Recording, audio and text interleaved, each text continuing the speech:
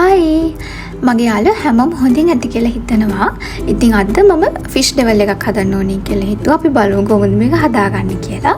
ඉතින් මම තෝරමවල එහෙම නැත්නම් කින් ෆිෂ් වලින් තමයි මේ ෆිෂ් ඩෙවල් එක හදන්නේ. මේ මාළු ටික මම ෆ්‍රයි කරලා අරගත්තා. ඊළඟට මේකට ඕන කරන සීක්‍රට් ඉන්ග්‍රීඩියන්ට් එක තමයි මේ සෝස් එක. මේ සෝස් එක හදාගන්න කෙචප් මෙසන්දි දෙකක ප්‍රමාණයක්, ඒ වගේම සෝයා සෝස් මෙසන්දි එකමාරක්, ලුණු, චිලි ෆ්ලේක්ස් අවශ්‍ය ප්‍රමාණයට දාගෙන රස අනුව සෝස් එක හදාගන්න පුළුවන්. සමහර මේකට ඔයිස්ටර් සෝස් උත් එකතු කරගන්නවා. මම නම් ඔයිස්ටර් සෝස් එකතු කරගන්නේ නැහැ. පෑන් එකට තෙල් එකතු කරලා ඒකට කපාගත්ත සුදු ලුණු රම්ප කරපිංච එකතු කරගන්නවා. මේක බැදෙද්දි කපාගත්ත ලුණු සහ මාළු මිරිස් එකතු කරගන්නවා. තක්කලිත් ඇත්තටම මේකට එකතු කරගන්නවා. එකතු කරගත්ත නම් රසයි. හැබැයි මං ගාව මේ වෙලාවේ තක්කලි තිබුණේ නැති නිසා මම එකතු කරගත්තේ නැහැ. ඔයාලා හදනවා නම් අනිවාර්යයෙන්ම තක්කලි එකතු කරගන්න. එතකොට මේක ගොඩක් රසයි. ඊළඟට මේක ටිකක් තැම්බෙන්න අපි වහලා තියෙනවා. ඊට පස්සේ මම මේකට කහ කුඩු ස්වල්පයක් එකතු කරගන්නවා. ඒ වගේම කැලිමිරිස් අපි සෝස් එකටත් එකතු කරගත්ත නිසා කැලිමිරිස් පොඩි ප්‍රමාණයක් තමයි මෙතනදී එකතු කරගන්නේ.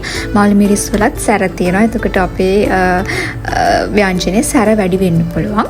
ඉතින් කැලිමිරිස් උත් එකතු කරලා පොඩ්ඩක් කලවම් කරලා ඊට පස්සේ අවශ්‍ය ප්‍රමාණයට මේකට ලුණු සල්පයකුත් එකතු කරගන්නවා. මාළු බදිද්දිත් ලුණු එහෙම එකතු කරලා තියෙන නිසා ඒ හැමදේමත් එක්ක බැලන්ස් වෙන විදිහට තමයි මේ ලුණු ඒ වගේම කැලිමිරිස් මේ හැමදේම එකතු කරගන්න ඕනේ. ඉතින් ලුණු සල්පයක් දැන් එකතු කරගන්නවා. ඊට පස්සේ ඒකත් අපි හොඳට මික්ස් කරගන්නවා.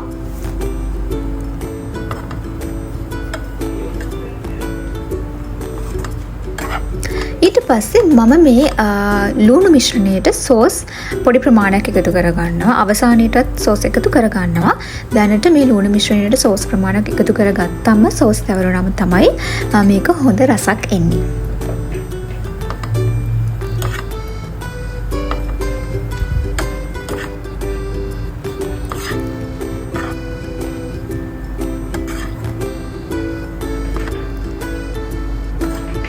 මේක හොඳට කලවම් කරගන්න ඕනේ. ලුණු වලට හොඳට මේ සෝස් තැවටෙන විදිහට. ඊට පස්සේ ෆ්‍රයි කරගත්ත මාළු ටික එකතු කරගන්නවා. එකතු කරගෙන ඒකටත් අවසානයේට මගේ ඉතුරු වෙලා තිබුණ අනිත් සෝස් ටික එකතු කරගන්නවා.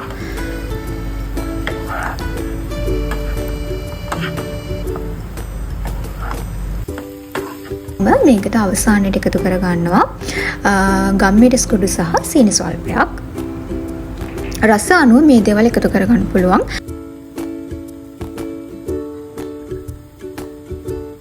මේ සැර, පනීර් රස, ලුණු රස හැමතේම තමන්ට අවශ්‍ය ප්‍රමාණයට තමන්ගේ රස අනුව තමයි එකතු කරගන්න ඕනේ. ඉතින් මේ විදිහට චිකන් ඩෙවල් එකක් වුණත්, සෝයා මීට් ඩෙවල් එකක් වුණත් හත්තු ඕනම දෙයක් හදාගන්න පුළුවන්. මේ සෝස් එක එකතු කරගත්තම ඕනම දෙයක් රසට හදාගන්න පුළුවන්. ඉතින් දැන් ඔන්න මගේ ෆිෂ් ඩෙවල් එක රෙඩි. ඉතින් ආයෙමත් මේ වගේ අලුත් රෙසිපි එකක් අරගෙන ඔයාලව හම්බෙන්න එන්නම්. බයි.